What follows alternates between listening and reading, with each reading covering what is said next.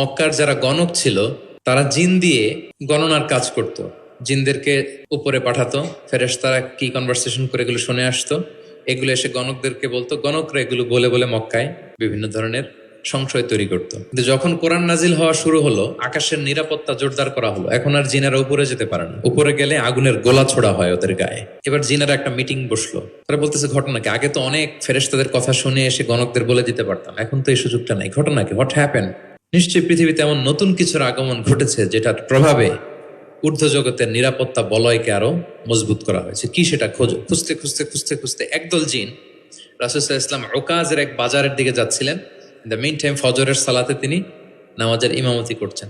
ওই সময়ে একদল জিন পাশ দিয়ে যাচ্ছিল। হঠাৎ তারা দাঁড়িয়ে থমকে দাঁড়ালো, দেখে যে আল্লাহ রাসূল সাল্লাল্লাহু আলাইহি ওয়াসাল্লাম কোরআন তেলাওয়াত করছেন। এই কোরআনের বাণী তারা কখনো শুনে নাই। তারা শুনে অবাক, এবং এই তথ্য নিয়ে জিনদের সর্দারের কাছে যেয়ে বলল, ঘটনা তো এটার কারণে এখন আকাশের নিরাপত্তা বেশি, আমরা আর উপরে যেতে পারি না।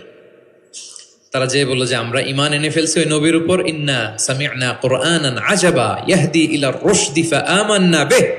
তারা বলল যে আমরা কি আজীব কোরআন শুনে আসলাম, যেটা সত্যের এবং হেদায়েতের দিকে পথ দেখায়, এবং ওয়ালান নুশরিকা বিরাব্বিনা আহাদা, আমাদের রবের সাথে আমরা আর শিরক করব না, আমরা আর মুশরিক থাকবো না, আমরা ঈমান এনে ফেললাম। তাহলে আল্লাহ রাসূল সাল্লাল্লাহু আলাইহি সাল্লামের সুমধুর কণ্ঠের তেলাওয়াত শুনে শুধু মানুষ নয়, বরং জিনেরাও ইসলাম ধর্ম গ্রহণ করেছে। এখন প্রিয় নবীজি কিভাবে তেলাওয়াত করতেন আমরা শুনি। আমরা তো রমাদানে তেলাওয়াত করতেছি আলহামদুলিল্লাহ। আচ্ছা, আল্লাহ রাসূল সাল্লাল্লাহু আলাইহি ওয়া সাল্লাম তারতিলের সাথে তেলাওয়াত করতেন। তারতিল, ওয়ারাত্তিলিল কুরআনা তারতিলা, তোমরা তারতিলের সাথে তেলাওয়াত করো। তারতিলের মধ্যে দুইটা জিনিস থাকতে হয়, এক হচ্ছে ধীরে ধীরে, দুই হচ্ছে স্পষ্টভাবে। রিপিট, আবারও বলছি, তারতিল হচ্ছে ধীরে ধীরে পড়বেন, আবার স্পষ্ট, তখন এটা তারতিল হবে। আমাদের বাংলাদেশে আলহামদুলিল্লাহ 1 দশক ধরে আমি বলে এসেছি যে তারাবির সালাতে খুব ধীরে পড়তে হবে, কোরআনের হক আদায় করে তারতিলের সাথে। আলহামদুলিল্লাহ অনেক বলার পরে এখন অনেক মসজিদে আলহামদুলিল্লাহ মসজিদ কমিটি সচেতন হয়েছে, ভালো কারীরা, হাফেজরা তারা খুব ধীরস্থির ভাবে পড়ায়। তারপরেও গ্রাম বাংলায় বা অনেক এলাকার মসজিদে এখন এমনভাবে কোরআন তেলাওয়াত করা হয় দ্রুত খতম দেওয়ার জন্য, এটা কোরআনের সাথে এক প্রকার বেয়াদবি হয়ে যায়। ইভেন মালয়েশিয়াতে অথবা ইন্দোনেশিয়াতে কোনো এক জায়গায় আমি একটা ভিডিও দেখলাম যে এমন ভাবে রুকুর উপরে সেজদা, আল্লাহু আকবার, সামি আল্লাহ, মানে 30 সেকেন্ডসে 2 রাকাত শেষ। আল্লাহ রাসূল সাল্লাল্লাহু আলাইহি ওয়াসাল্লাম 2 রাকাত পড়তে তাহাজ্জুদের নামাজে কত সময় নিতেন আমরা একটু দেখব। এইভাবে কিন্তু কোরআন তেলাওয়াত করতে নিষেধ করা হয়েছে, বরং আল্লাহ বলেছেন ওয়ারাত্তিলিল কুরআনা তারতিলা, কোরআনটা তারতিলের সাথে তোমরা তেলাওয়াত করবে। আল্লাহ রাসূল সাল্লাল্লাহু আলাইহি ওয়াসাল্লাম এভাবেই পড়তেন, ধীরে ধীরে স্পষ্টভাবে। ইয়ামুদ্দু বিহা সাওতাহু মাদ্দান, টেনে টেনে পড়তেন। আলহামদুলিল্লাহি রাব্বিল আলামিন, এই দেখেন টেনে পড়লাম। আর রহমানির রহিম মালিকি ইয়াউমিদ্দিন, টানতেছি না?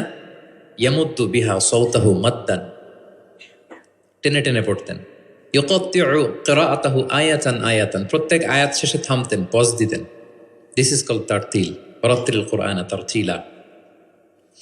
আনাস রাদিয়াল্লাহু তাআলা আনহু বলতেন, রুব্বা কারিন লিল কুরআন ওয়াল কুরআনু ইয়ালআনুহু, কোরআনের অনেক তেলাওয়াতকারী আছে, তেলাওয়াতে সওয়াবের বিপরীতে লানত পায়। কোরআন পড়লে তো সওয়াব হওয়ার কথা, কিন্তু কোরআন তাকে কি করে? লানত করে। একটু মিলায় নেন নিজের সাথে যে আমাদের তেলাওয়াতটা কেমন। আচ্ছা, তাহলে রাসূল সাল্লাল্লাহু আলাইহি ওয়াসাল্লাম তারতিলের সাথে তেলাওয়াত করতেন, পাশাপাশি তিনি খুব সুমধুর কণ্ঠে তেলাওয়াত করতেন, এবং তিনি আদেশ করতেন যায়িনুল কুরআনা বিআসওয়াতিকুম, তোমরা তোমাদের গলায় যে আল্লাহ তাআলা সুর দিয়েছেন ওই সুর দিয়ে কোরআন তেলাওয়াত করো। যার যতটুকু সুর আছে, সবার হয়তো অত সুরেলা হবে না, যতটুকু, প্রত্যেকের একটা সুর আছে না নাই বলেন? যতটুকুই দিয়েছে আল্লাহ তাআলা আপনার গলায় সুর, ওই সুরটাকে ব্যবহার করে আপনি কোরআন তেলাওয়াত করবেন। রাসূল সাল্লাল্লাহু আলাইহি ওয়াসাল্লাম সুর দিয়ে কোরআন পড়তেন, এবং তিনি বলেছেন লাইসা মিন্না মান লাম ইয়াতাগান্না বিল কুরআন, আমার যে উম্মত সুর করে কোরআন পড়ে না সে কবু আমার উম্মত হতে পারে না, সুর করে পড়তে হবে। বারা ইবনে আযিব রাদিয়াল্লাহু তাআলা আনহু বলেন যে আমি একবার দেখলাম এশার নামাজের সময় ক্বারা রাসূলুল্লাহ ফিল ইশাই বিত্তিনি ওয়াজ যাইতুন, মানে ওয়াত্তিনি ওয়াজ যাইতুন ওয়া তুরি সিনিন, এই সূরাটা দিয়ে রাসূল সাল্লাল্লাহু আলাইহি ওয়াসাল্লাম দেখলাম একবার এশার নামাজের ইমামতি করতেছেন। বারা ইবনে আযিব রাদিয়াল্লাহু তাআলা আনহু তিনি বলতেছেন, এবং তিনি বলেন ফামা সামি'তু আহাদান আহসানা সাওতাম মিনহু, আমার জীবনে এত সুরেলা কণ্ঠের অধিকারী কোনো মানুষের তেলাওয়াত আমার জীবনে আমি শুনি নাই।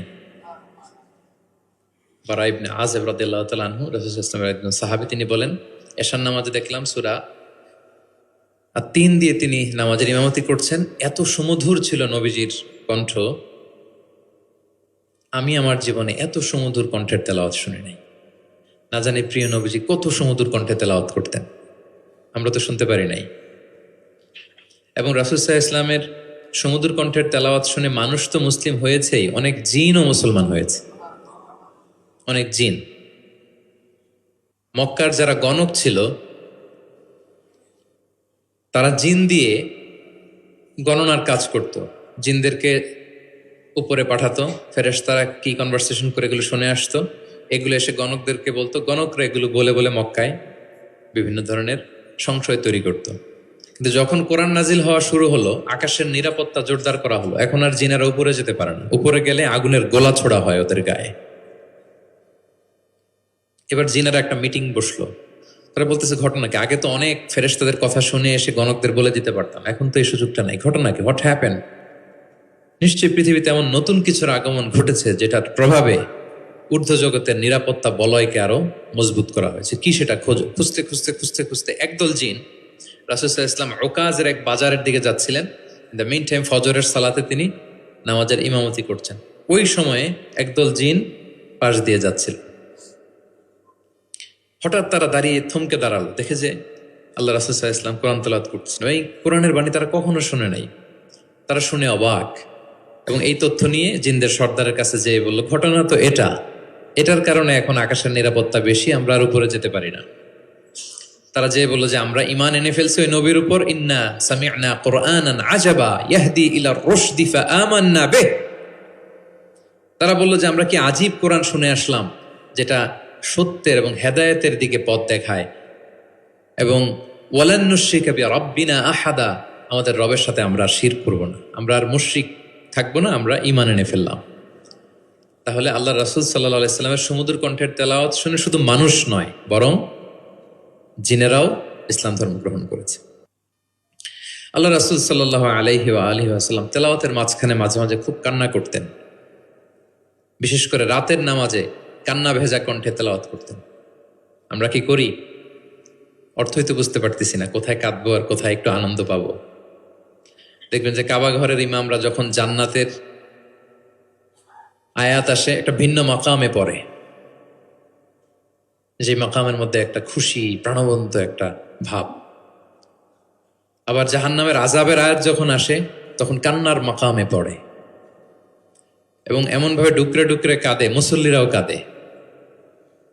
আল্লাহ রাসূল সাল্লাল্লাহু আলাইহি ওয়াসাল্লাম মাঝরাতে যখন কিয়ামুল লাইল, তাহাজ্জুদ এগুলো পড়তে দাঁড়াতেন, দীর্ঘ সময় কোরআন পড়তেন। এত দীর্ঘ সময় পা ফুলে যেত, হাত্তা তাতাফাত্তারা কদামা, পা দুটো ফুলে মোটা হয়ে যেত, এরকম দীর্ঘ সময় দাঁড়িয়ে থাকতেন। আম্মা জান আয়েশা রাদিয়াল্লাহু তাআলা আনহা বলতেন, ইয়া রাসূলুল্লাহ, আপনার তো আগের পরের সব গুনাহ মাফ, আদতে ওনার তো কোনো গুনাহই নেই, নবীরা তো মাসুম নিষ্পাপ, তারপরও আপনি রাত জেগে এত কষ্ট কেন করেন? আল্লাহ রাসূল সাল্লাল্লাহু আলাইহি ওয়াসাল্লাম বলেছেন, আফালা উহিব্বু আন আকুনা আবদান শাকুরা। আয়েশা, আমি কি শুকরগুজার বান্দা হব না? আমার আল্লাহ আমাকে ক্ষমার ঘোষণা দিয়েছে, ঠিক আছে, কিন্তু আমি কি শুকরগুজার হব না? আমার রোলটা তো আমি প্লে করব, আমার সর্বোচ্চ তো উজাড় করে আমি আমার রবের সামনে পেশ করব। মাঝরাতে তিনি দীর্ঘ সময় দাঁড়িয়ে তেলাওয়াত করতেন, পা ফুলে যেত। মাঝে মাঝে একটি আয়াত পরে থামতেন, সে আয়াত নিয়ে ভাবতেন, কাঁদতেন, বারবার কাঁদতেন, পড়তেন, তার দাড়ি ভিজে যেত। প্রতিটি আয়াত তিনি অনুভব করতেন হৃদয় দিয়ে, তার হৃদয়কে নাড়া দিত। এভাবে তিনি তেলাওয়াত করতেন। এক সাহাবী বর্ণনা করেন, একবার আল্লাহ রাসূল সাল্লাল্লাহু আলাইহি ওয়াসাল্লামকে আমি রাতের সালাতে দেখলাম, এমনভাবে তিনি কাঁদছেন, ওয়ালি জাউফিহি আজিরুন কা আজিরিল মিরজালি মিনাল বুকা। গরম পানি ফুটাতে দিলে ড্যাগের ভেতরে গরম পানির যেরকম টকবগে উতলে ওঠার একটা শব্দ, এরকম উতলে ডুকরে ডুকরে কান্নার একটা শব্দ আমি শুনতে পেলাম। এভাবে তিনি কাঁদছিলেন। যেদিন বদরের যুদ্ধ, তার আগের রাতে আলী রাদিয়াল্লাহু তাআলা আনহু বলেন, সেনাবাহিনীর ছাউনির মধ্যে সব সাহাবারা, 313 জন সাহাবা, সবাই রাতে ঘুমাচ্ছে একটু এনার্জি নেওয়ার জন্য, সকালে যুদ্ধ শুরু হবে। কিন্তু আমি দেখলাম সবাইকে ঘুম পাড়িয়ে আল্লাহ রাসূল সাল্লাল্লাহু আলাইহি ওয়াসাল্লাম নামাজে দাঁড়িয়ে কাঁদছেন। সব সাহাবারা ঘুমিয়ে আছে, কিন্তু আমি খেয়াল করে দেখি যে রাসূল সাল্লাল্লাহু আলাইহি ওয়াসাল্লাম ঘুমান নেই, গাছের নিচে দাঁড়িয়ে তিনি সারা রাত ব্যাপী কান্না করছেন আর তেলাওয়াত করছেন। এভাবে তিনি কোরআনকে ফিল করতেন। আমাদের আয়েশা বলেন রাতে এত কাঁদতেন মাঝে মাঝে তেলাওয়াত করতে করতে, হাত্তা বাল্লা হাজারা, জামা ভিজে যেত, হাত্তা বাল্লা লিহিয়াতা, দাড়ি ভিজে যেত, হাত্তা বাল্লাল আরদা, যেখানে সেজদা দিতেন জমিন ভিজিয়ে দিতেন কাঁদতে কাঁদতে। এবং রাতের সালাতে দীর্ঘ তেলাওয়াত করতেন। কিন্তু জামাতের নামাজ আবার অপেক্ষাকৃত সংক্ষিপ্ত করতেন, এটা সুন্নাহ। কারণ জামাতের নামাজ তো আর আমি একা পড়ছি না, আমার পেছনে অসুস্থ, বয়স্ক, সিনিয়র সিটিজেন, মুসাফির, ট্রাভেলার অনেকে থাকতে পারে। জামাতের সুযোগ পেলে আপনি শর্টকাট করবেন, মিনিমাম স্ট্যান্ডার্ডে শেষ করে দেবেন। কিন্তু একা যখন নামাজের সুযোগ পাবেন, আপনার নফল নামাজ, আপনার কিয়ামুল লাইল, তখন কি করবেন? ফালিউ তৌবিল মাশা আ, যত লম্বা মনে চায়। আমরা ভুল করি অনেকে, একা একা নামাজ পড়ার সময় তাড়াহুড়ো করে ফেলি। ইমামতির সুযোগ পাইছি তখন বিশাল লম্বা কেরাত, অপোজিট, মানে ভুল করে ফেলছি আমরা। এটা করব না। আমার এই ছোট্ট ভিডিওটা আমি আমার সোশ্যাল মিডিয়া হ্যান্ডেলে শেয়ার করেছিলাম। দেখলাম যে বাংলাদেশে শিক্ষিত সচেতন লোকজন অনেক অ্যাপ্রিসিয়েট করেছে। অনেক সময় এমন হয় যে প্রচণ্ড রোদ, জুমার সালাতে পাঁচতলা মসজিদ ভরে, বারান্দা, রাস্তার মধ্যে। আমার অনেক সময় এমনও হয়েছে যে সফরে আমি ফ্লাইট ধরবো, রাস্তায় জুমাতে আমি অংশগ্রহণ করেছি। প্রচণ্ড রৌদ্র, দাঁড়ানো যায় না, আবার ঝড় বৃষ্টি। তো এতগুলো মানুষ যে এখানে নামাজ পড়বে, এখানে যদি আপনি লম্বা কেরাত পড়েন তাহলে তো কষ্ট হয়ে যাবে মানুষের। একবার আল্লাহ রাসূল সাল্লাল্লাহু আলাইহি ওয়াসাল্লাম নামাজ একটু বেশি ছোট করে ফেললেন, সংক্ষিপ্ত করে। সাহাবারা বললেন, ইয়া রাসূলুল্লাহ, এত তাড়াতাড়ি নামাজ শেষ করলেন, এত তাড়াতাড়ি তো করতে দেখি না। তখন রাসূল সাল্লাল্লাহু আলাইহি ওয়াসাল্লাম বললেন, আমি যখন নামাজে ছিলাম, উইমেন প্রেয়ার্স এরিয়া, যেটা মানে মদিনার নারীরা তো পেছনে দাঁড়াতো, তিনি বললেন ওখান থেকে আমি একটা ছোট্ট বাচ্চার কান্নার আওয়াজ শুনতে পেলাম। আমার মনে হচ্ছিল ওই বাচ্চাটাকে সামলাতে বাচ্চাটার মায়ের বড্ড কষ্ট হয়ে যাচ্ছে, ওই মায়ের যাতে একটু কষ্ট কম হয় এজন্য নামাজটা আমি একটু শর্ট করে দিয়েছি। দেখেন, মানে অন্যের প্রতি সহানুভূতি এটা আমাদের মধ্যে নাই, যে আমার ভাইয়ের একটু সুবিধা হোক, আমার বোনদের একটু সুবিধা হোক, আমার কমিউনিটির একটু সুবিধা হোক, এইটা আমরা ফিল করি না। তিনি যখন একা সালাত পড়তেন অনেক লম্বা, কিন্তু জামাতের সালাতে তিনি সংক্ষিপ্ত সালাত আদায় করতেন। কত লম্বা? হুযাইফা ইবনুল ইয়ামান রাদিয়াল্লাহু তাআলা আনহু, নাম শুনেছেন ওনার? হুযাইফা মদিনার গোয়েন্দা বিভাগের প্রধান ছিলেন, হেড অফ ডিটেকটিভ ব্রাঞ্চ, আল্লাহ রাসূল সাল্লাল্লাহু আলাইহি ওয়াসাল্লামের গোয়েন্দা বিভাগের প্রধান। উনি এমন কিছু কথা কাউকে বলতেন না, কিন্তু শুধু হুযাইফাকে বলতেন। মদিনায় মোট কতজন মুনাফিক ছিল আল্লাহ রাসূল সাল্লাল্লাহু আলাইহি ওয়াসাল্লাম জানতেন, কাউকে বলেননি, শুধু হুযাইফাকে বলেছিলেন। এজন্য ওমরে ফারুক রাদিয়াল্লাহু তাআলা আনহু যখন খলিফা, তিনি যখন দেখতেন কেউ মারা যেত, হুট করে ইমামতি করতে যেতেন না, আগে দেখতেন যে ওই কাতারে হুযাইফা আছে কিনা। যদি দেখতেন যে হুযাইফা আছে, উনি ইমামতি করতেন। হুযাইফাকে এদিকে না দেখলে অন্য কাউকে দায়িত্ব দিয়ে দিতেন। এবং ওমরে ফারুক রাদিয়াল্লাহু তাআলা আনহু এত মুত্তাকি সাহাবী ছিলেন, একবার হুযাইফা ইবনুল ইয়ামানের কাছে যেয়ে বলে যে, হুযাইফা, আমি তো জানি না মদিনাতে কতজন মুনাফিক ছিল, এর নামগুলো তো রাসূল তোমাকে বলেছে, তুমি একটু আমাকে বলো যে আমি ওমরের নামটা আবার ওই লিস্টে আছে কিনা। আমার ভয় হয় যে আমি আবার মুনাফিকদের ভেতরে ঢুকে গেলাম কিনা। হুযাইফা ইবনুল ইয়ামান বললেন, আমিরুল মুমিনিন, আপনি কি বলেন? আল্লাহ রাসূল সাল্লাল্লাহু আলাইহি সাল্লাম তো বলেছেন যে আপনি কোনো রাস্তা দিয়ে যদি হাঁটেন, শয়তান যদি ওই রাস্তা দিয়ে আসে, আপনাকে দেখলে শয়তান ওই রাস্তা রেখে দিয়ে অন্য রাস্তা দিয়ে হাঁটে। কোশ্চিনকালেও মুনাফিকদের লিস্টে আপনার নাম থাকতে পারে না। তো এই হুযাইফা ইবনুল ইয়ামান রাদিয়াল্লাহু তাআলা আনহু, উনি বললেন, একবার রাতে আমি আল্লাহ রাসূল সাল্লাল্লাহু আলাইহি ওয়াসাল্লামের সাথে কিয়ামুল লাইল, মানে তাহাজ্জুদের নামাজে শরীক হওয়ার সুযোগ পেয়েছিলাম। একা একা নামাজ তিনি পড়তেছিলেন, হুযাইফা যে জয়েন করেছেন। তখন রাসূলুল্লাহ সাল্লাল্লাহু আলাইহি সাল্লাম সূরা বাকারা দিয়ে শুরু করলেন। কোন সূরা? বলেন, সবাই বলেন তো কোন সূরা? কোরআনের সবচাইতে দীর্ঘতম সূরা। আয়াত কত? 286, মানে অনেক বড় সূরা।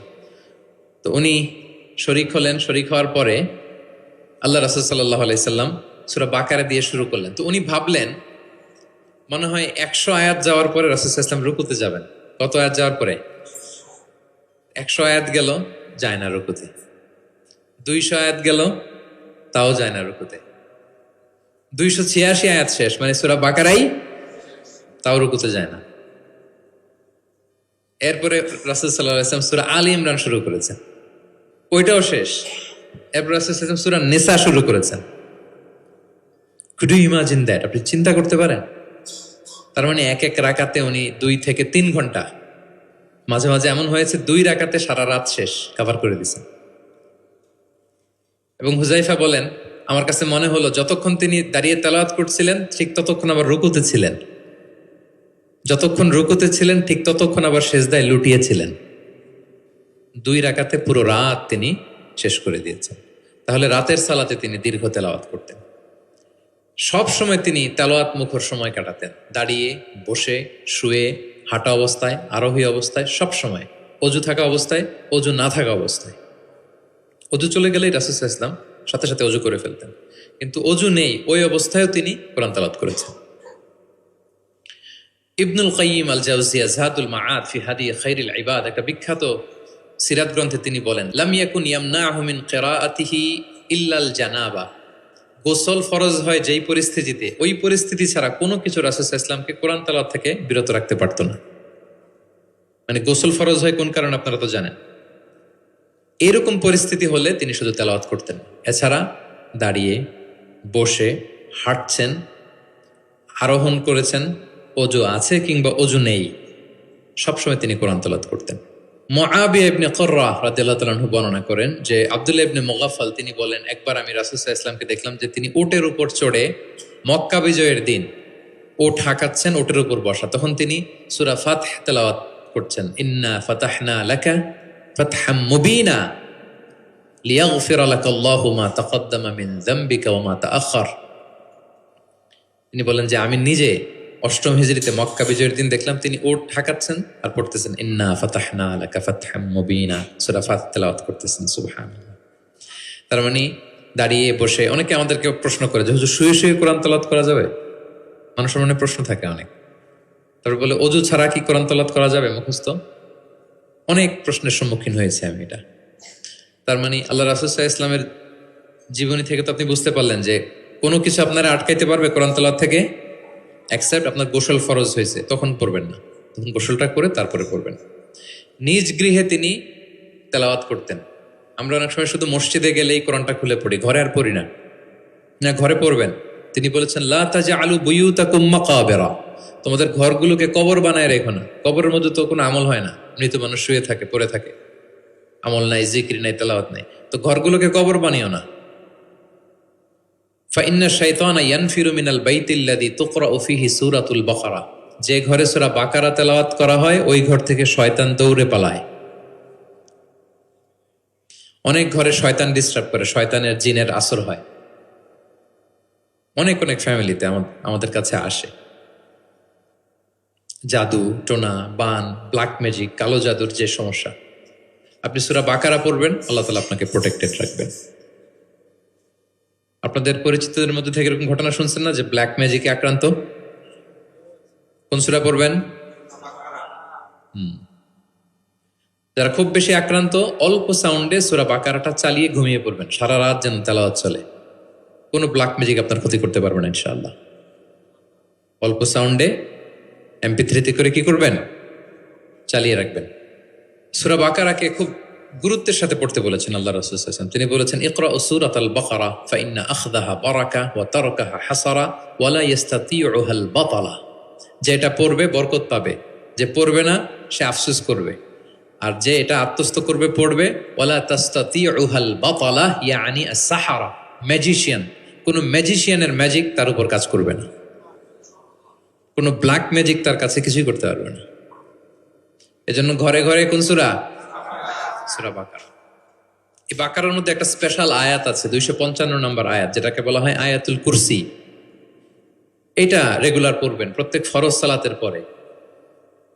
মান ক্বারা আয়াতাল কুরসি দুবরা কুল্লি সালাতিন মাকতুবাতিন লাম ইয়ামনাহু মিন দুখুলিল জান্নাতি ইল্লাল মাউত। প্রত্যেক ফরজ সালাতের পরে যে ব্যক্তি আয়াতুল কুরসি তেলাওয়াত করবে, ওই ব্যক্তির জান্নাতে প্রবেশের ক্ষেত্রে আর কোনো বাধা থাকে না, একটা জিনিস ছাড়া, মৃত্যু।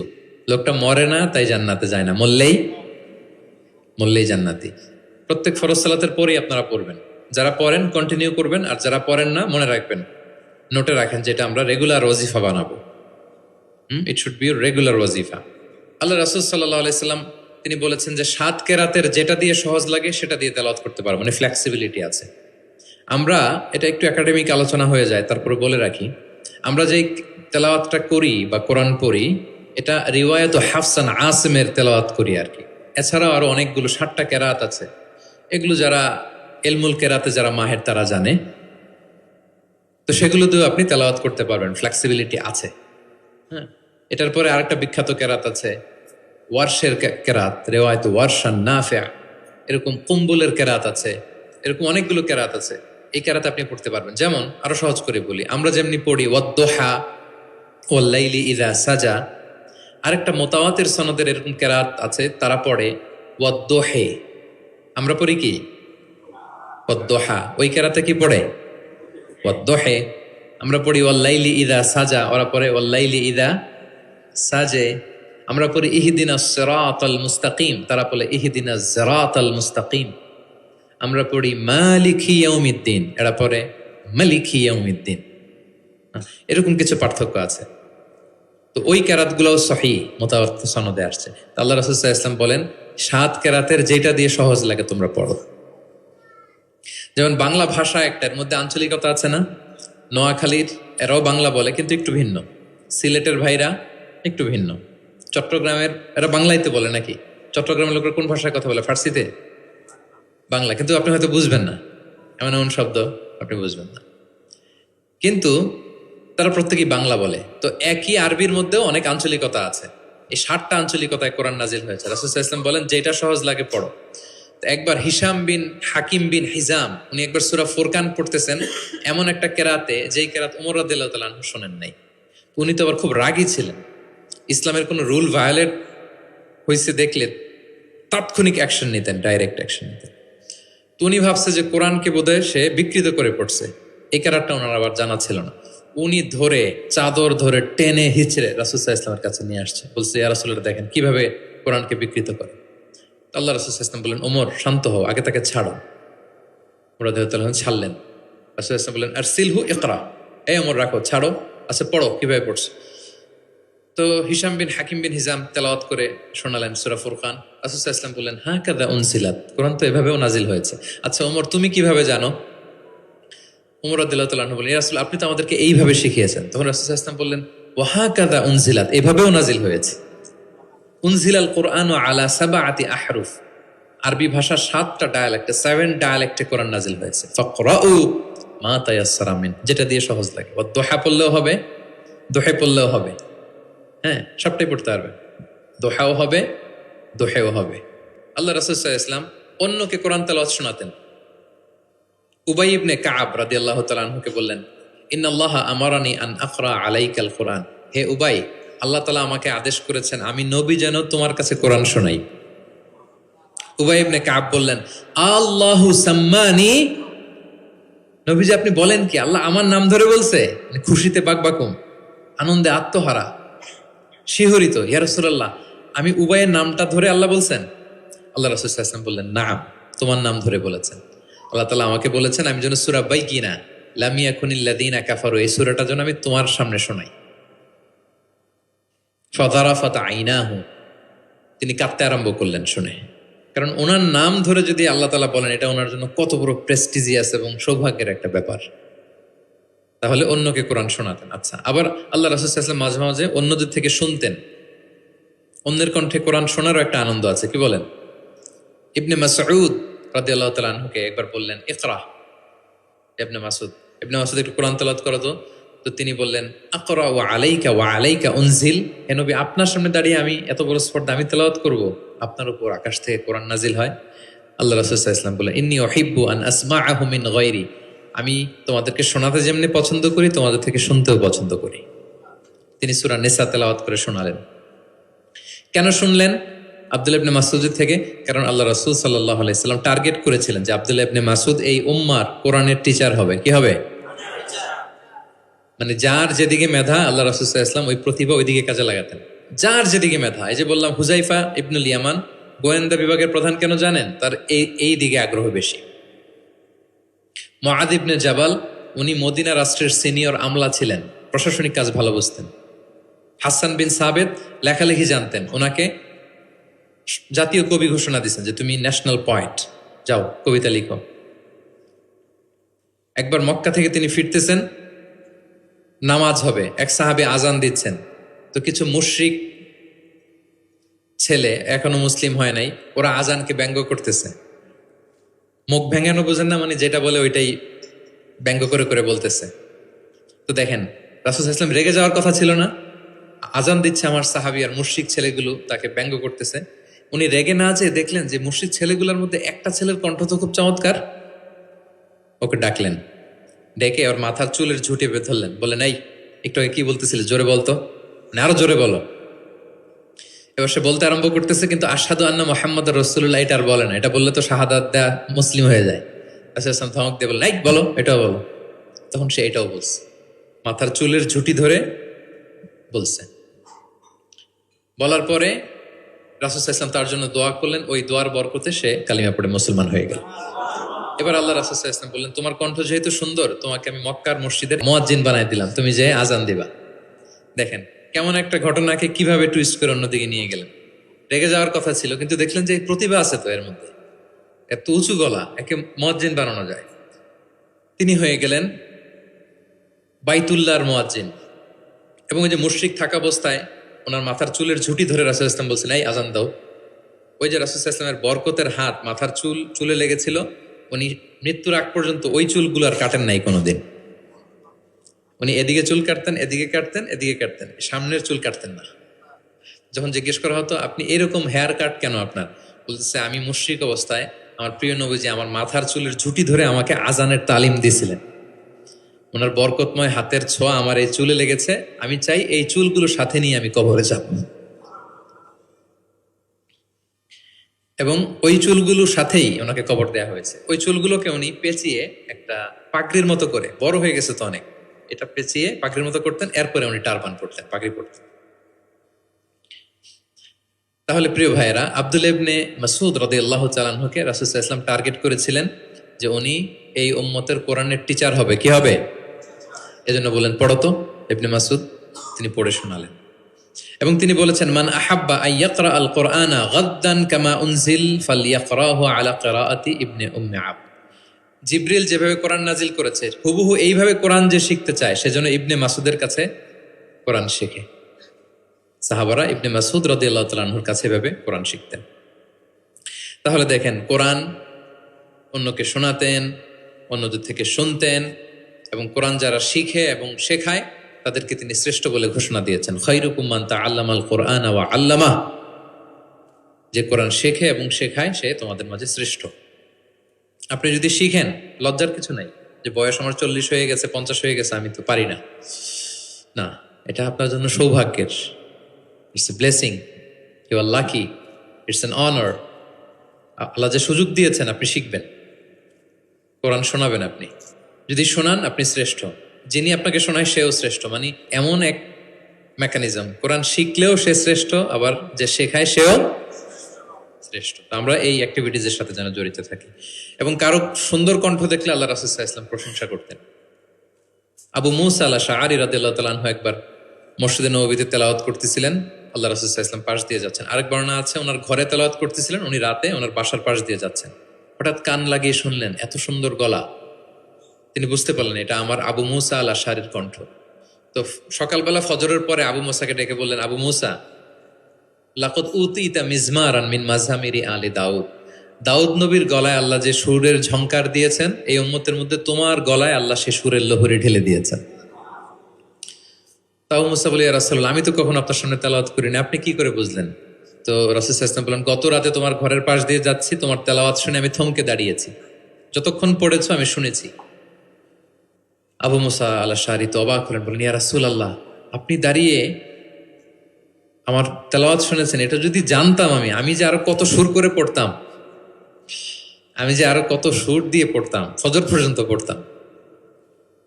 দাউদ আলাইহিস সালাম নবীদের মধ্যে সবচেয়ে সুরেলা গলার নবী ছিলেন। ওনার উপরে জাবুর কিতাব নাজিল হয়েছিল। আকাবা একটা উপসাগর আছে জর্ডানে, আমি এবার জর্ডান ভিজিটে দেখে এসেছি।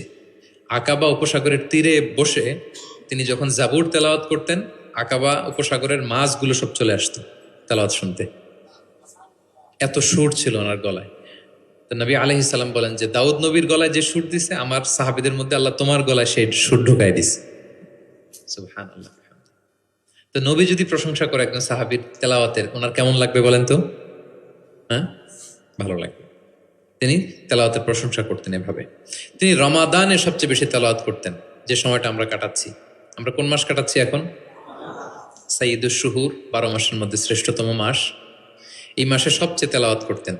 আম্মা জান আয়েশা রাদিয়াল্লাহু তাআলা আনহা বলেন, লা আ'লামু রাসূলুল্লাহি সাল্লাল্লাহু আলাইহি ওয়াসাল্লামা ক্বরাআল কুরআনা কুল্লাহু ফি লাইলাতিন ক্বাত্তু গায়রা রমাদান। রমজান ছাড়া কোনো মাসে মানে এক রাতে পুরো কোরআন পড়ে ফেলছেন এরকম আমি দেখিনি। শুধু রমাদানেই দেখেছি এত তেলাওয়াত করতে। এবং বছরব্যাপী যা নাজিল হতো আল্লাহ রাসূল সাল্লাল্লাহু আলাইহি সাল্লাম রমাদানে সেটা রিভাইজ করতেন। এবং রমাদানের প্রতি রাতে জিবরিল আলাইহিস সালামের সাথে রাসূল সাল্লাল্লাহু আলাইহি ওয়াসাল্লামের মিটিং হতো প্রতি রাতে। তার মানে 30 দিনে কয়টা মিটিং? 30টা মিটিং। কি হতো এই মিটিংয়ে? সারা বছর যা নাজিল হয়েছে রাসূল সাল্লাল্লাহু আলাইহি ওয়াসাল্লাম জিবরিল আলাইহিস সালামকে সেটা শোনাতেন, আবার জিবরিল আলাইহিস সালাম রাসূল সাল্লাল্লাহু আলাইহি ওয়াসাল্লামকে শোনাতেন, দুই পক্ষ থেকে। আর যে বছর আল্লাহ রাসূল সাল্লাল্লাহু আলাইহি ওয়াসাল্লাম ইন্তেকাল করেছিলেন ওই বছর পুরো কোরআনটা দুইবার জিবরিল আলাইহিস সালাম আল্লাহ রাসূল সাল্লাল্লাহু আলাইহি ওয়াসাল্লামকে শুনিয়েছেন, আবার আল্লাহ রাসূল সাল্লাল্লাহু আলাইহি ওয়াসাল্লাম দুইবার জিবরিল আলাইহিস সালামকে শুনিয়েছেন। আজকে থেকে নিয়ত করেন, আমরা শোনাবো। আপনি ভাবিকে শোনাবেন, ভাবি আপনাকে শোনাবে, আপনি আপনার মেয়েকে শোনাবেন, আপনার মেয়ে আপনাকে শোনাবে, যে সূরাটাই পারেন। ঘরটা একটা কোরআনময় ফ্যামিলি হবে আমাদের ফ্যামিলিটা, কি বলেন? এরকম বরকতময় ফ্যামিলি আমরা চাই না? এবং সাহাবাদেরকে উদ্বুদ্ধ করতেন বিভিন্ন সূরার ফজিলতের কথা বলে বলে, যে এটা এই সূরা পড়ো, এই ফজিলত। একবার উবাই ইবনে কাব রাদিয়াল্লাহু তাআলা আনহুকে বললেন, আতুহিব্বু আন উআল্লিমাকা সূরাতান লাম ইয়ানজিল ফিত তাওরাত ওয়ালাল ইনজিল ওয়ালা জাবুর। হে উবাই, তুমি কি চাও যে আমি তোমাকে এমন একটা সূরা শিখাবো যেটার মতো মর্যাদাপূর্ণ সূরা তাওরাতেও নাই, ইনজিলেও নাই, জাবুরেও নাই, কোথাও নাই, এত মর্যাদাপূর্ণ?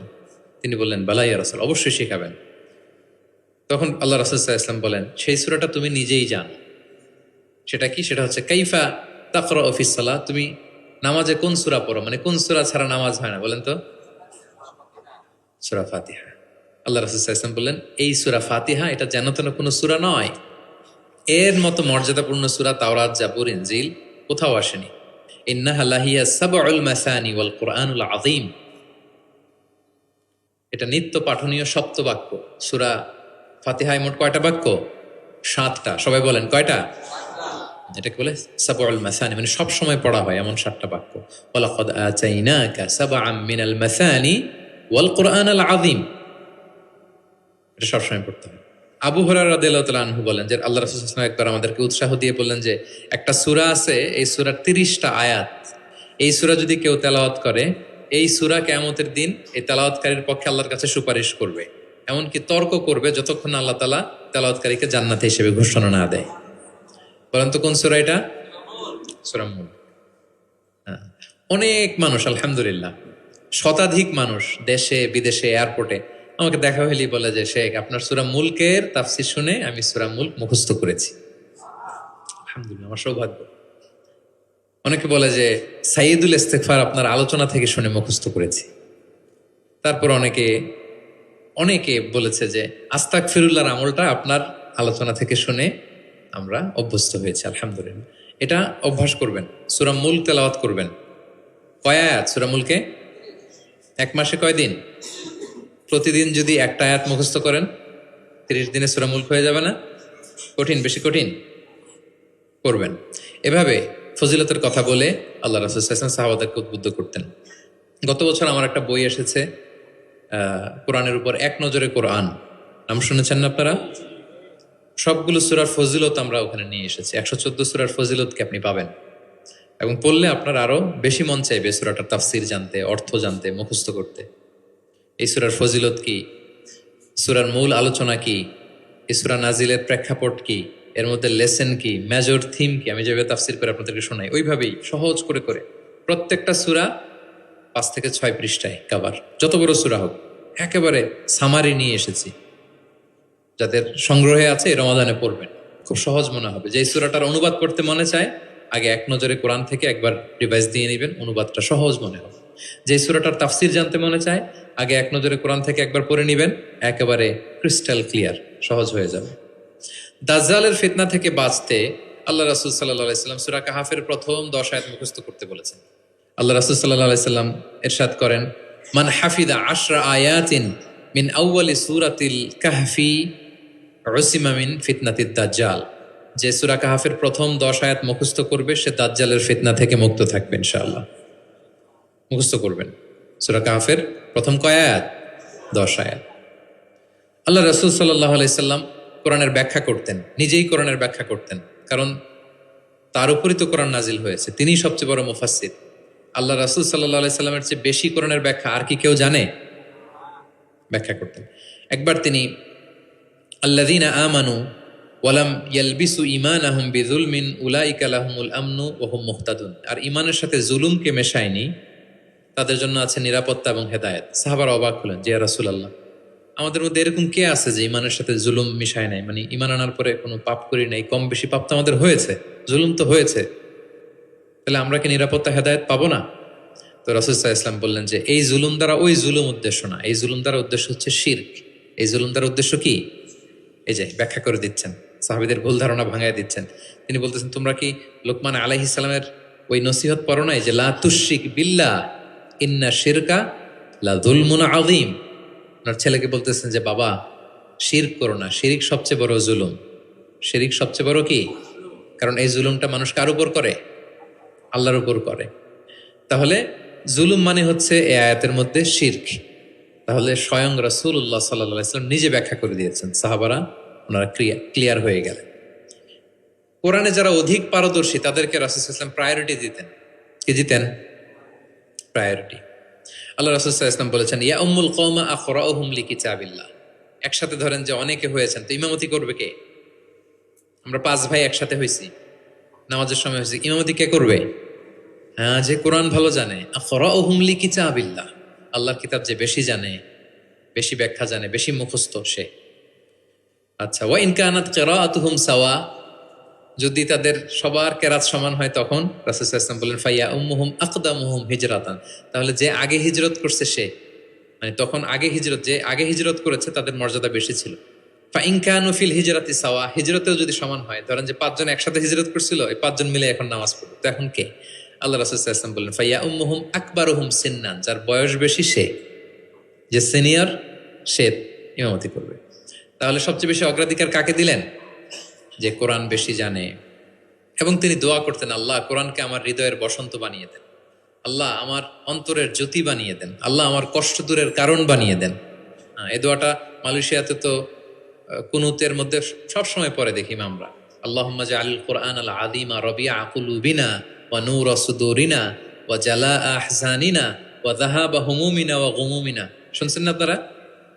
রাসূল সাল্লাল্লাহু আলাইহি ওয়াসাল্লাম যেই ভাষায় বলেছেন সেটা হচ্ছে তাজআলুল কোরআন রাবিআ কলবি, আল্লাহ এই কোরআনকে আপনি আমার অন্তরের বসন্ত বানান, প্রশান্তি বানান। নূরা সদরি, আমার অন্তরের বুকের আলো বানান, হৃদয়ের আলো। আমার দুঃখের অপসারণকারী বানান, আমার দুশ্চিন্তা দূরকারী বানান। এই দোয়াটা আপনারা করবেন। আল্লাহ রাসূল সাল্লাল্লাহু আলাইহি ওয়াসাল্লাম শেষ বয়সে ওনার চেহারায় কিছুটা বার্ধক্যের ছাপ চলে এসেছিল। আবু বকর রাদিয়াল্লাহু তাআলা আনহু একবার জিজ্ঞেস করছিলেন যে ইয়া রাসূলুল্লাহ কদ শিবতা, আপনার চেহারায় কেমন যেন বার্ধক্যের ছাপ চলে আসছে। আল্লাহ রাসূল সাল্লাল্লাহু আলাইহি ওয়াসাল্লামের দাড়ি এবং চুল মিলে, সব মিলে 20টার বেশি চুল পাকে নাই। এক বর্ণনায় এসেছে 17টা, আরেক বর্ণনায় 18টা। মুহাদ্দিসিন একরাম বলেছেন যে এত অল্প কিছু চুলদারি পেকেছিল যে গুনা যেত, গুণে দেখা গেছে 17, 18, সবশেষে যখন বেড়েছে হয়তো 20। যেন মুহাদ্দিসিন একরাম একমত যে ওনার 20টার বেশি চুলদারি পাকে নাই। কোথায় বেশি পাকছে? এইদিকে, এদিকে কয়েকটা পাকছে, নিমদারের এখানে কয়েকটা পাকছে, হাদিসে আছে। আবু বকর রাদিয়াল্লাহু তাআলা আনহু বললেন ইয়া রাসূলুল্লাহ কদ শিবতা, আপনার চেহারায় কেমন যেন বার্ধক্যের ছাপ। তখন আল্লাহ রাসূল সাল্লাল্লাহু আলাইহি ওয়াসাল্লাম বললেন শাইয়াবাতনি হুদ ওয়াল ওয়াকিআ ওয়াল মুরসালাত ওয়া আম্মা ইয়াতাসাআলুন ওয়া ইযা শামসু কুবিরাত। আবু বকর বলো না আর, এই 5টা সূরা আমাকে বার্ধক্যে উপনীত করে দিয়েছে। কারণ এই 5টা সূরার ভিতরে কিয়ামতের বিভীষিকার বর্ণনা এমন ভাবে আল্লাহ তুলে ধরেছেন। আল্লাহ রাসূল সাল্লাল্লাহু আলাইহি ওয়াসাল্লাম এত উদ্বিগ্ন থাকতেন উম্মতকে নিয়ে, নিজের জন্য না, আমাদের জন্য, যে হায় রে কিয়ামতের এই বিভীষিকাময় মুহূর্তে আমার গুনাহগার উম্মতের কি হবে। ওই কঠিন পরিস্থিতিতে আমার উম্মতের কি হবে, এটা যখন ভাবতেন, এই 5টা সূরা পড়তেন, কিয়ামতের বিভীষিকাময় এই পরিস্থিতি দৃশ্যায়নের চিন্তা মানুষ পটে, কল্পনা পটে চিন্তা করতে করতে ওনার মধ্যে বার্ধক্যের ছাপ চলে আসছে কোরআন পড়তে পড়তে, উম্মতের চিন্তায়। সব নবীকে আল্লাহ তাআলা একটা স্পেশাল দোয়া করার সুযোগ দিয়েছিলেন, আর সব নবীরা ওই দোয়া দুনিয়াতেই করেছে, একমাত্র আমাদের প্রিয় নবীজি ছাড়া। সব নবী ওই দোয়া খাটায় ফেলছে দুনিয়াতে, আল্লাহ রাসূল সাল্লাল্লাহু আলাইহি ওয়াসাল্লাম ওই দোয়া করেন নাই। তিনি বলেন, ওয়া ইন্নী আখতাবিউ দাওয়াতি শাফাআতান লি উম্মতি ইয়াউমাল কিয়ামা। আমার ওই দোয়াটা, স্পেশাল দোয়াটা, যেটা করলেই আল্লাহ কবুল করবে, ওই দোয়াটা আমি কিয়ামতের দিন আমার গুনাহগার উম্মতের জন্য রেখে দিয়েছি। আমি সেদিন আমার উম্মতের জন্য সেই দোয়াটা করব। তাহলে কিছু সূরা ওনার চেহারায় বার্ধক্যের ছাপ নিয়ে এসেছিল। কোরআন হেফজ করার পরে ভুলে যাওয়া, এটা কিন্তু ঠিক না। এজন্য আল্লাহ রাসূল সাল্লাল্লাহু আলাইহি ওয়াসাল্লাম বলেছেন, হেফজ যারা করবে তারা যেন কোরআনকে সংরক্ষণ করে, প্রিজার্ভ করে। এবং তিনি বলেছেন, তাআহাদুল কোরআন, কোরআনকে যত্ন নিও, কারণ কোরআন দামি মেহমান, দামি মেহমানকে যত্ন না নিলে থাকে না।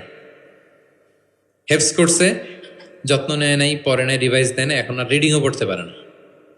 মুখস্থ তো দূরের কথা, দেখে দেখেও পড়তে কষ্ট, এরকম হয় অনেক হাফেজদের। এটা ঠিক না, কারণ আল কোরআন ও দাইফুন কারীমুন মিনাল্লাহ, কোরআন আল্লাহর পক্ষ থেকে অনেক সম্মানিত মেহমান। সম্মানিত মেহমানকে সম্মান দিতে হয়, নাহলে উনি আসে থাকে। ধরেন যে একজন এমপি আসলো আপনার বাসায়, মালয়েশিয়ার একজন মন্ত্রী, আসার পরে নাই কোনো রিসেপশন, নাই কোনো ওয়েলকামিং স্টেটমেন্ট, রিসেপশন কিছু নাই, আপনি কোনো গুরুত্বই দিচ্ছেন না, উনি এসে বসে থাকবে আপনার বাসায়? না, সম্মানিত মেহমানকে সম্মান করতে হবে। কোরআন অনেক বড় সম্মানিত এক মেহমান আল্লাহর পক্ষ থেকে, এটাকে সম্মান দিতে হবে, পড়তে হবে, রিভাইজ দিতে হবে, সময় দিতে হবে, তাহলে সে আপনার সিনায় থাকবে। তা না হলে এই কোরআনের নূর সিনাতে কখনো থাকে না। তিনি বলেছেন, তাআহাদুল কোরআন, কোরআনকে রিভাইজ করো, ফাইন্নাহু আশাদ্দু তাফাল্লুতান মিনাল ইবলি ফি উকুলিহা। ওটের রশি ছেড়ে দিলে ওট যেমনি পালায়, কোরআন মুখস্থ করার পর রিভাইজ না দিলে কোরআনও পালাবে, আর রিভিশন দিলে এটা হৃদয়ে থাকে। এবং তিনি উৎসাহ দিয়ে বলেছেন, কোরআন এমন কিতাব, পৃথিবীর অন্য কোনো কিতাবের ক্ষেত্রে এটা বলা হয় না, যে কিতাবের এক অক্ষরে 10 নেকি। এক অক্ষরে কয় নেকি? পৃথিবীর আর কোনো বইয়ের ক্ষেত্রে এটা প্রযোজ্য? ইভেন হাদিস শরীফের ক্ষেত্রেও প্রযোজ্য না।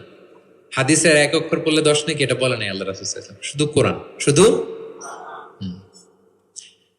মান কারা হারফান মিন কিতাবিল, এক হরফ যদি কেউ পড়ে, ফালাহু হাসানা ওয়াল হাসানাতু বিআশরি আমসালিহা, 10 নেকি।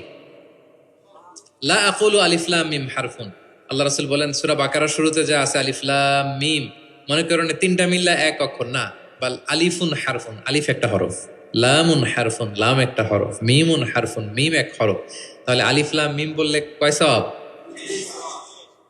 30টা নেকি আল্লাহ তাআলা আমাদের আমলনামায় দিচ্ছেন। অনেকে বলে যে হুজুর পড়তে পারি না, কষ্ট হয়, বয়স হয়ে গেছে 50, 60, এখন তো মুখ দিয়ে আসে না, বলে অনেকে কমপ্লেন করে না।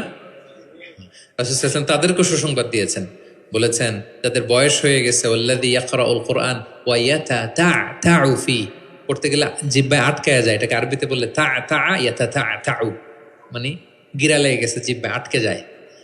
তো যার আটকে যায়, কষ্ট হয়, যদি সে কোরআন পড়ে, ফালাহু আজরান, তার ডাবল সওয়াব। কোরআন পড়তেছে এটার সওয়াব, ওই যে আটকাইতেছে ওইটার আরেক সওয়াব।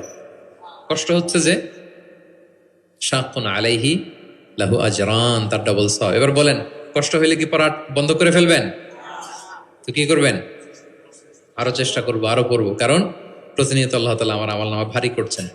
এবং এই যে কোরআনের মজলিসে হাজির হলে, আল্লাহ রাসূল সাল্লাল্লাহু আলাইহি ওয়াসাল্লাম উৎসাহিত করেছেন যে কোরআনের মজলিসে হাজির হলে কি হয়, ইয়াতলুনা কিতাব আল্লাহ, যেখানে কোরআনের আলোচনা হয়, ওয়া ইয়াতাদারাসুনা বাইনাহুম ইল্লা নাযালাত আলাইহিমুস সাকিনা, প্রশান্তি নেমে আসে, আসমানি প্রশান্তি। আপনি প্রশান্তি ফিল করতেছেন সাকিনা হৃদয়ে? এই যে আজকের এই প্রোগ্রামে আপনি যেটা ফিল করতেছেন, পৃথিবীর কোনো গেট টুগেদার, কোনো ফাংশন, কোনো প্রোগ্রামে কি এই প্রশান্তি আপনি পান? পাইলে বলেন, পাবেন? কোরআনের যে মাজলিস, ওটাতে বসলে একটা আলাদা আসমানি প্রশান্তি। হাফাতহুমুল মালাইকা, ফেরেশতারা ঘিরে রাখে এই প্রোগ্রাম। কি করে? আজকে আপনাদের সিকিউরিটি দিতেছে কারা? পুলিশ, বিশেষ ফোর্স, কারা? ফেরেশতারা, মালাইকাতুল্লাহ। ওয়া যাকারাহুমুল্লাহু ফীমান ইনদাহ, এবং আল্লাহ তাআলা ফেরেশতাদের সামনে গর্ব করে বলে, দেখো আমার বান্দারা আমাকে দেখে নাই, জান্নাত দেখে নাই, জাহান্নাম দেখে নাই, কোরআন পড়ে বিশ্বাস করেই আজকে চলে আসছে, গর্ব করে বলতে থাকে। তখন আল্লাহ বলে যে এই বান্দারা কি চায়, আজকে যা চাবে তাই দিয়ে দেব। যেন ইফতারের পূর্ব মুহূর্তে দোয়া কবুলের একটা মাহেন্দ্রক্ষণ, আমরা যেন এই সময়টাকে কাজে লাগাই, আমরা আল্লাহর কাছে দোয়া করব। আর এত এত ফজিলতের পরেও যারা কোরআন পড়ে নাই তাদের নসিবে কি থাকবে বলেন? আল্লাহ রাসূল সাল্লাল্লাহু আলাইহি ওয়াসাল্লাম তাদের বিরুদ্ধে স্বয়ং মামলা দায়ের করবেন, যার সুপারিশ ছাড়া আমরা জান্নাতের চেহারা দেখব না। ওই নবী তার বিরুদ্ধে দাঁড়াবে। ওয়াকালা রাসূলু ইয়া রাব ইন্না কওমি ইত্তাখাযু হাযাল কুরআনা মাহজুরা। তিনি কিয়ামতের দিন বলবে, আল্লাহ আমার এই উম্মত কোরআনকে পরিত্যক্ত করেছে, ইগনোর করেছে, বর্জন করেছে, পড়ে নাই। বছরের পর বছর গেছে, কোরআনটা হাতে নেয় নাই, কোরআনের একটা পাতা খুলে দেখে নাই। একের পর এক রমাদান সে পেয়েছে, কোরআনকে কোনোদিন সে তেলাওয়াত করে নাই, পাঠ করে নাই। আচ্ছা বলেন, যেই নবীর সুপারিশ ছাড়া আমরা জান্নাতে যাওয়া কল্পনাও করতে পারি না, ওই নবী যদি আপনার বিরুদ্ধে মামলা দায়ের করে, তাহলে তো জান্নাত ফকফকা একেবারে, নাকি? জান্নাতের রাস্তা ক্লিয়ার না? ইম্পসিবল, অসম্ভব। খবরদার প্রিয় ভাইয়ারা, একটু রিভাইজ করেন কোরআনের সাথে আমাদের সম্পর্ক কেমন, প্রিয় নবীজির সম্পর্ক কেমন তো আমরা শুনলাম। আমরা একটু দেখি যে আসলে আমাদের সম্পর্ক কেমন, আমরা নিজেরা শোনাই কিনা অন্যকে, অন্য থেকে শুনি কিনা, রাত্রিবেলা তেলাওয়াত করার সময় কান্না করি কিনা, চেষ্টা করি কিনা, অর্থ পড়ি কিনা, তাফসির পড়ি কিনা, কোরআন অনুযায়ী জীবনটা গড়ি কিনা, আমল করি কিনা, একটু নিজের সাথে নিজে বোঝাপড়া করেন। তাহলে আল্লাহ রাসূল সাল্লাল্লাহু আলাইহি ওয়া আলিহি ওয়াসাল্লাম যেভাবে কোরআনের সাথে নিজের সম্পর্ক করেছেন, আমরাও এইভাবে নিজেদের সাথে কোরআনের সম্পর্ক করতে চাই। কি বলেন? চাই কি চাই না? এই রমাদানে আমাদের সময়গুলো কোরআনময় হোক, আমরা চাই। ধীরস্থির ভাবে পড়বেন। আজকে তো আমরা বললাম কিভাবে পড়বেন, 4G গতিতে নাকি 5G স্পিডে, তার তিলের সাথে স্পষ্টভাবে ধীরে ধীরে। অনেকে কোরআনের খতম তুলতে যায়, কোরআনের খতম দেওয়া ফেলায়, লানত করবে কোরআন তাদের প্রতি। এটা করবেন না আমার প্রিয় ভাই, ধীরস্থির ভাবে তেলাওয়াত করুন, কোরআনের বঙ্গানুবাদ পড়ুন।